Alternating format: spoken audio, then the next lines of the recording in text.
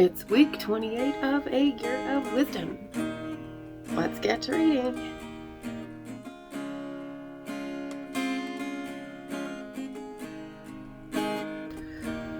Day 196. Job 16, 17, and 18. Then Job replied, I've heard many things like these before.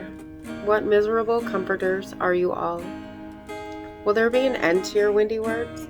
Or what provokes you that you answer? I also could speak like you if you were in my place. I could pile up words against you and I could shake my head at you. But I would strengthen you with my words. Comfort from my lips would bring you relief. But if I speak, my pain is not relieved. And if I refrain from speaking, how much of it goes away? Surely now he has worn me out. You have devastated my entire household. You've seized me, and it has become a witness. My leanness has risen up against me and testifies against me. His anger has torn me and persecuted me. He has gnashed at me with his teeth. My adversary locks his eyes on me. People have opened their mouths against me. They have struck my cheek in scorn. They unite together against me. God abandons me to evil men and throws me into the hands of wicked men. I was in peace, and he has shattered me. He has seized me by the neck and crushed me. He has made me his target. His archers surround me. Without pity, he pierces my kidneys and pours out my gall on the ground. He breaks through against me time and time again. He rushes against me like a warrior. I've sewed sackcloth on my skin and buried my horn in the dust. My face is reddened because of my weeping, and on my eyelids there's a deep darkness. Although there is no violence in my hands and my prayer is pure. O earth, do not cover my blood, nor let there be a secret place for my cry. Even now my witness is in heaven, my advocate is on high. My intercessor is my friend, as my eyes pour out tears to God, and he contends with God on my behalf, as a man pleads for his friend. For the years that lie ahead are few, and then I will go on the way of no return. My spirit is broken, my days have faded out, the grave awaits me. Surely mockery is with me, my eyes must dwell on their hostility. Make then my pledge with you. Who else will put up security for me? Because you have closed their minds to understanding, therefore you will not exalt them. If a man denounces his friends for personal gain, the eyes of his children will fail. He has made me a byword to people. I am the one in whose face they spit. My eyes have grown dim with grief, my whole frame is but a shadow. Upright men are appalled at this. The innocent man is troubled with the godless. But the righteous man holds to his way, and the one with clean hands grows stronger. But turn, all of you, and come now.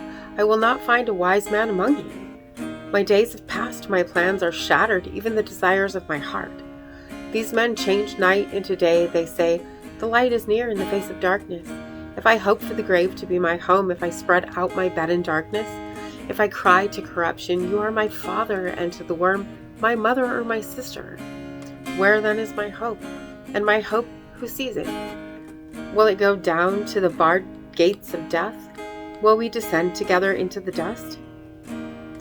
Then Bildad the Shuhite answered, How long until you make an end of words? You must consider, and then we can talk.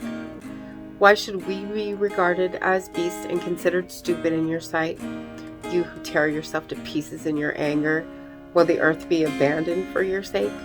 Or will a rock be removed from its place? Yes, the lamp of the wicked is extinguished. His flame of fire does not shine. The light in his tent grows dark. His lamp above him is extinguished. His vigorous steps are restricted, and his own counsel throws him down. For he's been thrown into a net by his feet, and he wanders into a mesh. A trap seizes him by the heel, a snare grips him, a rope is hidden for him on the ground, and a trap for him lies on the path. Terrors frighten him on all sides and dog his every step.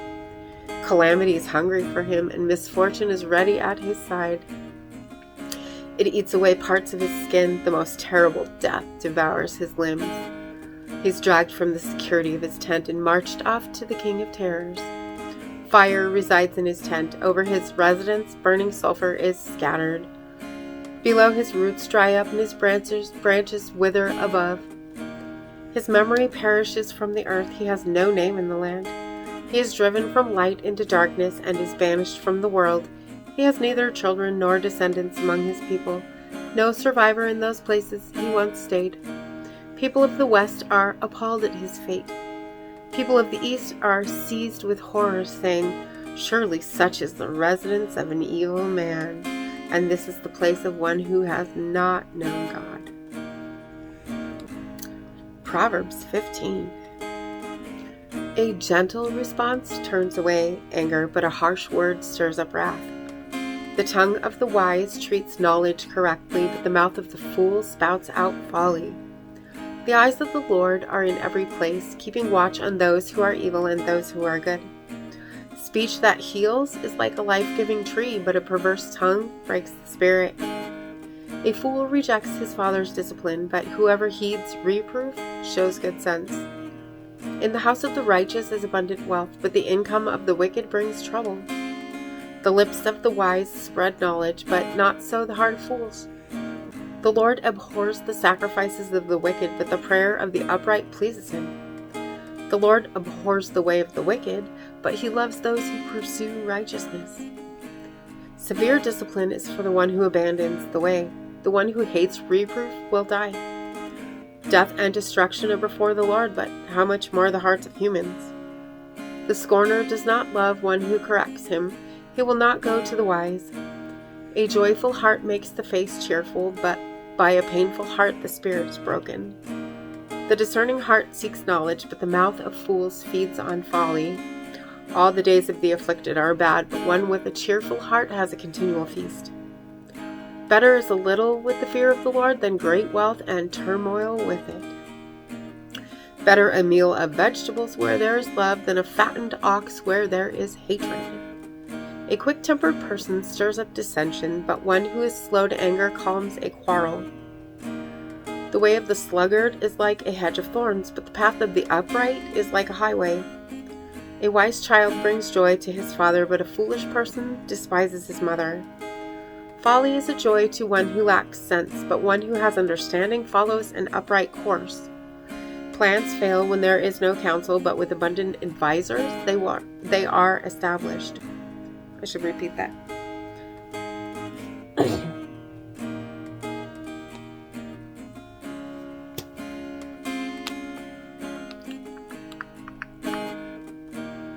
Plans fail when there is no counsel, but with abundant advisors they are established. A person has joy in giving an appropriate answer, and a word at the right time, how good it is. The path of life is upward for the wise person, to keep him from going downward to Sheol. The Lord tears down the house of the proud, but he maintains the boundaries of the widow. The Lord abhors the plans of the wicked, but pleasant words are pure. The one who is greedy for gain troubles his household, but whoever hates bribes will live. The heart of the righteous considers how to answer, but the mouth of the wicked pours out evil things. The Lord is far from the wicked, but he hears the prayer of the righteous. A bright look brings joy to the heart, and good news gives health to the body. The person who hears the reproof that leads to life is at home among the wise. The one who refuses correction despises himself, but whoever hears reproof acquires understanding. The fear of the Lord provides wise instruction, and before honor comes humility. And as always, thank you so much for being here today. If you haven't already, hit that subscribe button right there, and click the bell for notifications. And if you would, hit that like button for me. And I will see you tomorrow. Maranatha. I'm standing at the crossroads. I'm lost without a clue. I need a big pink neon sign to show me what to do. I thank you, Lord. It glorifies you when you're the only answer. I praise you, Lord, for holding what's too much for me. And I'm amazed by you, Lord, because nothing's too big and nothing's too small to lay at your feet.